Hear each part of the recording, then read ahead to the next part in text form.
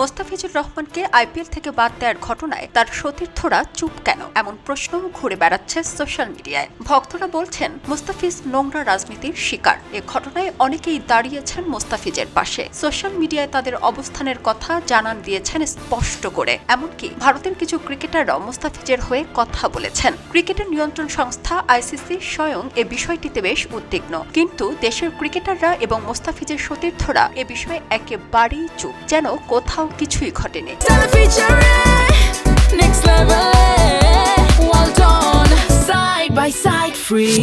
তাদের social media খুললে দেখা যায় তারা অন্যান্য বিষয়ে সোচ্চার হলেও মোস্তাফিজকে যেন তারা চিনেনি না।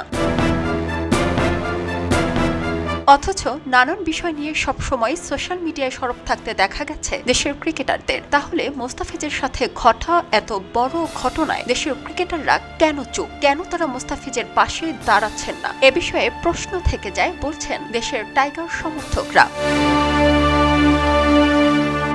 মোস্তাফিজের ইস্যুতে ভারত বাংলাদেশ রাজনৈতিক সম্পর্কের আরও অবনতি ঘটেছে। মোস্তাফিজকে বাদ দেয় পুরো দেশের টাইগার সমর্থকরা দেখিয়েছেন তীব্র ক্ষোভ। এ ঘটনায় বাংলাদেশের রাজনৈতিক ব্যক্তিরাও প্রতিক্রিয়া জানিয়েছেন, যা উভয় দেশের খেলাধুলা ও কূটনৈতিক সম্পর্ককে প্রভাবিত করছে।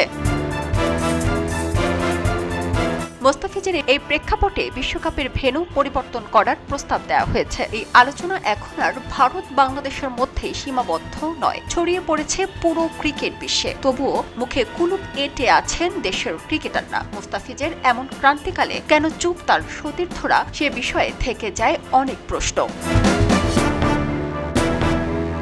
সারা জেরিন, খবরের কাগজ, স্পোর্টস।